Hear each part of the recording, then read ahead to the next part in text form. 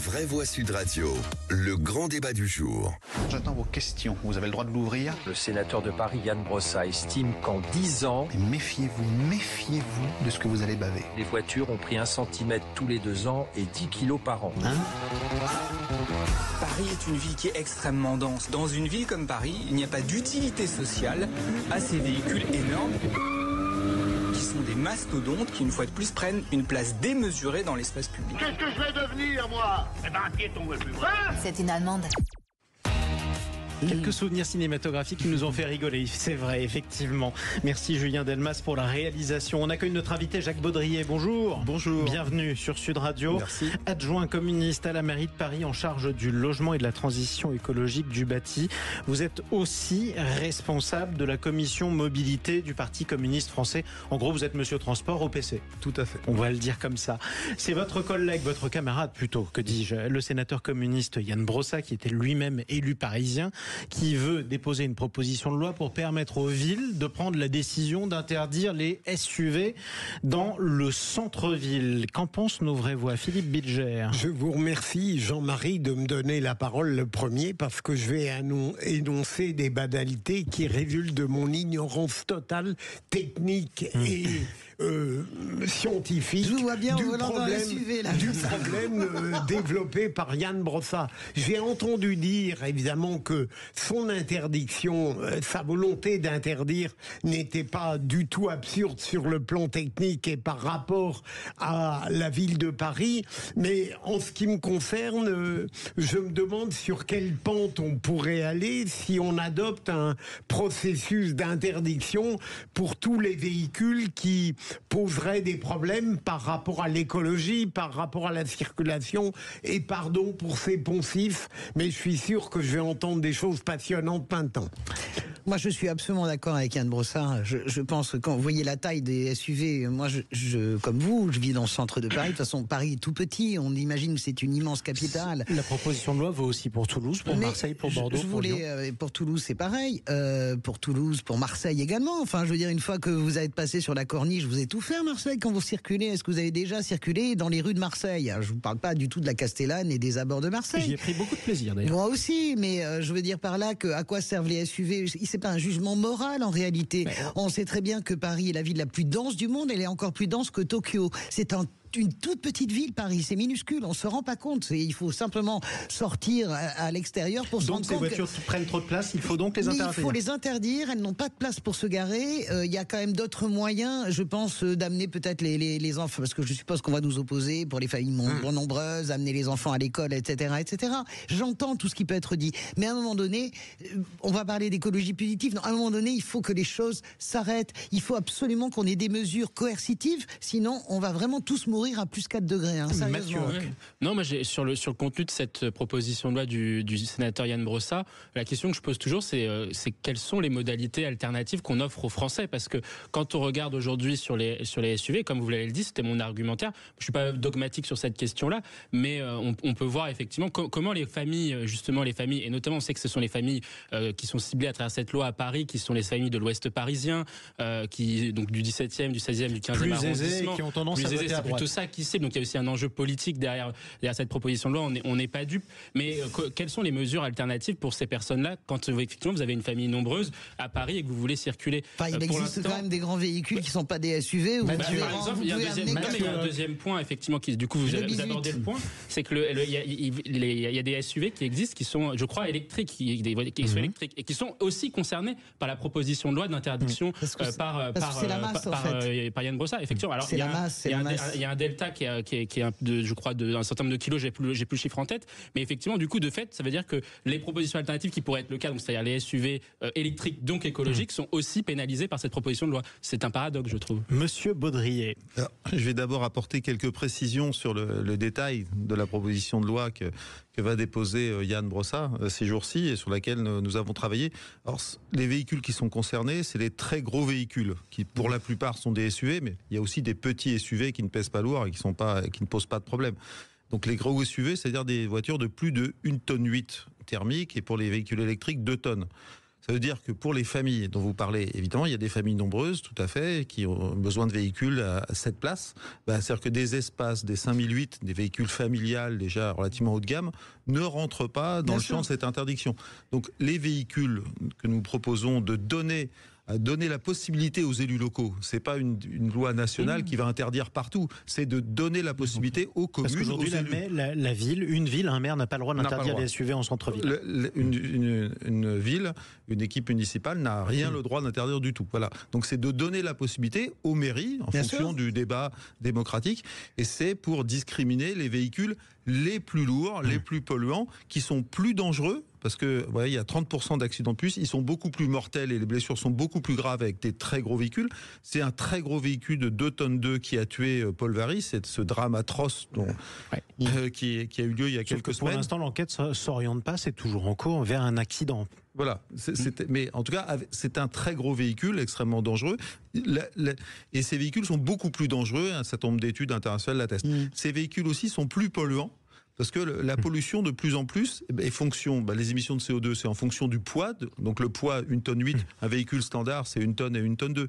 Donc c'est près de 2 fois plus de pollution à l'émission, 2 fois plus de carburant ou d'électricité ou d'énergie à consommer. Et c'est aussi les émissions de particules fines qui tuent des milliers de gens aujourd'hui dans les villes. C'est de plus en plus les freins et les pneus, 60% des émissions, et c'est proportionnel au poids. Donc à tout point de vue, ces véhicules, ils sont plus polluants, plus dangereux pour la santé publique. Donc, de notre point de vue, ils n'ont rien à faire en ville, d'où la proposition de loi de Yann. Et vous allez y répondre tout de suite, Jacques Baudrier. Est-ce que c'est pas aussi une manière de cibler les gens de droite, les riches qui ne voteront jamais communistes, par exemple, ou pour Anne Hidalgo à Paris ? Un moment, si on veut sauver la planète, clairement, les véhicules particuliers, c'est 15% des émissions de CO2. Donc ça veut dire que nous, notre point de vue communiste, on ne veut pas empêcher les gens de se déplacer. Notre perspective, c'est que tout le monde puisse se déplacer autant, collectivement, même les classes populaires, classes moyennes partent plus en vacances. Donc on pense qu'il y a un certain nombre de personnes qui ont vocation à plus se déplacer. On n'est pas dans une décroissance des déplacements. Mais il y a un certain nombre de comportements de déplacement avec des très gros véhicules qui émettent beaucoup de pollution, qui sont dangereux. Donc il faut que ces comportements-là, en gros, c'est un peu moins de déplacements automobiles, surtout dans les villes, mais surtout des déplacements avec des automobiles moins lourdes. Les automobiles aujourd'hui, elles ont pris 300 kilos de plus qu'il y a 30 ans. Donc cette dynamique-là, à toujours des plus grosses voitures, n'est pas supportable pour le climat, et quel que soit le conducteur. Alors, il se trouve que c'est plutôt effectivement des personnes plus riches qui ont des très gros véhicules, mais le sujet c'est collectivement ces comportements. Le jour où les riches voteront à gauche, ça sera bien aussi. C'est collectivement, c'est pas possible. On pourra pas sauver la planète avec ce type de comportement. Luc, 0826 300 300, vous êtes dans le Val-de-Marne, on le disait tout à l'heure. Vous êtes dans quelle ville d'ailleurs, vous, Luc ? Au Perreux-sur-Marne. Pardon, j'ai mal entendu. Au Perreux-sur-Marne. Et vous avez un SUV, normalement, promoteur immobilier SUV, non ? Ça, c'est un cliché, Françoise. Mais je sais, je me taquine moi-même. J'ai encore plus gros, François. Vous avez quoi ? Non, vous avez quoi ? Je ne vais pas citer de marque. Non, mais vous avez quoi comme type ? Vous avez un Hummer, un camion ? Si vous avez un Hummer, je viens de m'en séparer, un gros 4x4 d'une marque allemande. Ah oui, d'accord, oui, ok, je vois. Vous auriez été clairement ciblé par cette loi. Allez-y, Luc. Alors, il faut déjà remettre l'église au centre du village. Le SUV, c'est strictement rien. C'est un argument commercial, ça veut rien dire. Le sport utility véhicule, en bon français, c'est tout simplement un segment qui a été créé, à mon avis, pour, je dirais, proposer aux conducteurs un véhicule un petit peu plus haut, surtout avec une vision nettement plus éloignée, et puis un petit peu plus cossu, c'est-à-dire c'est le chaînon manquant entre la voiture de tout le monde et puis le 4x4 comme j'ai pu avoir. Ouais. Ça ressemble à un 4x4, mais c'en est pas un. Voilà. Mais c'en est pas un. C'est rien de plus. Précision d'ailleurs, Luc, juste pour recadrer le débat, c'est vrai que c'est moi qui avais décidé de poser cette question, interdire les SUV en ville. La proposition de loi de M. Brossat, elle ciblera pas spécifiquement les SUV, elle cible toutes les voitures lourdes, y compris votre vrai 4x4. Au-dessus d'une tonne 8, ouais. Allez-y, Luc. Moi, de toute façon, j'ai plus de problème, je ne vais plus à Paris. Donc, le problème est réglé, puisque de toute façon, ça devient impossible pour tout un tas de raisons. Moi, une chose qui me choque, c'est dans la déclaration que vous avez passée de M. Brossat, qui parle d'utilité sociale pour ce genre de véhicule. Si maintenant, tout ce que l'on fait doit avoir une utilité sociale, et ne prend pas en compte le plaisir qu'on a à avoir un objet qui nous plaît, à avoir excusez-moi, je dis une marque, mais avoir une Rolex plutôt qu'une Timex. C'est le fond du débat, hein, c'est intéressant comme question. Je ne crois pas que c'est le fond du débat, moi. Allez-y, Luc. C'est pas le fond du débat, si vous... Pardon ? Allez-y, justement, on va dérouler votre argument et on va laisser nos vraies voix et notre invité vous répondre. Il est là le fond du problème, si vous voulez, c'est que si maintenant, et c'est le parti pris par toute une frange de minorités agissantes. J'adore. 193 députés, je vous rappelle. Hein. Luc, là, vous l'entendez, la minorité. Alors, Luc, c'est la majorité depuis 20 ans. Ça fait 20 ans qu'on a alors, eu Luc, on va laisser répondre nos vraies voix, justement, pour continuer la discussion. Jacques Baudrier.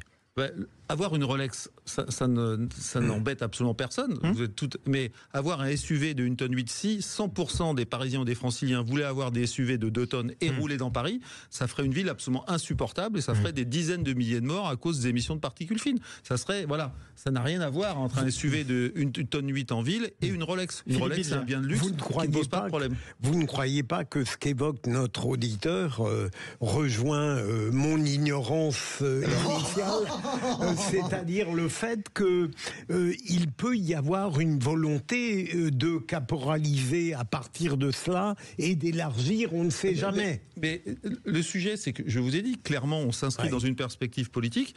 Si on continue à avoir des voitures de plus en plus lourdes, on ne sauvera pas le climat. Donc à un moment, il y a une responsabilité collective. Il faut prendre plus le train.